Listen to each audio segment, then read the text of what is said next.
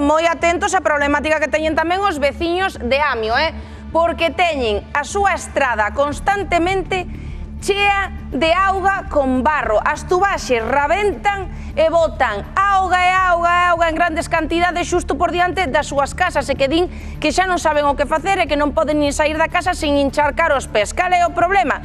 Que as tubaxes son moi vellas, teñen máis de 40 anos e por riba tubaxes que levan amianto, un material prohibido dende o ano 2002. Di que o que fan é poñerlle un parche cada vez que a tubaxe se rompe, pero que non as cambian e iso vai a seguir pasando. Imaginade unha pista de 200 metros, pois 100 metros e de tubaxes completamente estragadas, e isto que acarrea Espiño, obviamente, é problemas para o día a día deses veciños. Bueno, estámoslo vendo e ímolo contar porque son situacións, Rocío, totalmente incomprensibles. Mirado que nos contan os veciños desa zona, porque nos din, por exemplo, atención, unha veciña que non hai moito, dixo, vou lavar unha manta, meteuna na lavadora e cando a foi sacar, esa manta saiu totalmente enlamada, ca cantidade de terra que trae esa tubaxe, que entra directamente na lavadora. O mesmo pasa cando tiran da cadea do váter para cando fan as súas necesidades, obviamente. Todo cheo de terra enlamado. Os veciños están moi enfadados, pero sobre todo os comerciantes. Aí hai, por exemplo, bares e salóns de peiteado. Aí xa falamos de perdas económicas. Este remendo na estrada non é de que estean asfaltando, sino de que aquí en Amio, en Santiago de Compostela, as tubaxes son de hai 40 anos, non fan máis que estragarse e deixar os veciños moitas veces sen un servizo básico como é a auga. Temos un problema desde fai moitos anos, que é unha tubaxe que suministra o abastecemento de auga e que é de fibrocemento, de amianto. O amianto está prohibido o seu uso e a utilización.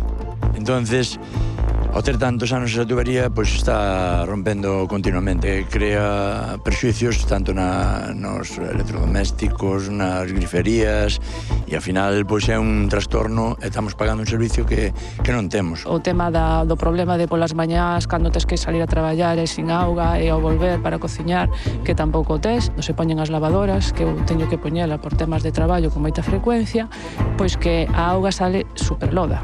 Entonces, ahora, pois o que estou facendo é cada vez que falta auga, poñer unha lavadora en vacío e nada, a ver se queda despois ben para seguir lavando. Isto, ao final, non temos agua, non temos unha estrada en condicións, e máis agora esta semana, casualmente, empezou o colexo, autobuses de colexo, autobús urbano, e ao final, pois sempre é un desgaste.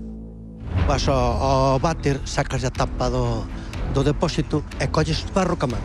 As cafeteras, as lavadoras, os calentadores, atáscase todo. Non hai solución ninguna, claro. Había que cambiar todo, pero claro, a ver que facemos. Porque ao final o que están facendo son remendos continuos ao longo da tubaxe, que é un gasto tamén, e que podía solventarse poñendo unha nova. Correcto, Iván, e ademais creando problemas novos que non tiñamos. Temos aquí atrás un bache, como o mundo. Rompeu a agua, está así. Rompeu a auga. Dixeron así, feito e así está. Entendemos que hai que abordar xa unha obra nestas tres rúas e meter unha tuaxe nova e sanear isto. E sentímonos como abandonados por parte do Concello. O garras pola mañán, eu abro ás 9, cheguei e xa non había auga. E derona ás 12 e tuve que buscarme, pois, sabes, caldeiro, coller a pota, quentar a auga. E así arranxa.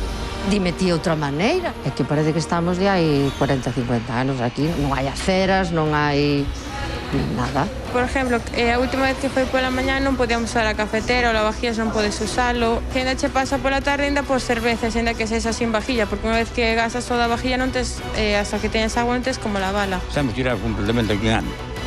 Estamos abandonados de todo.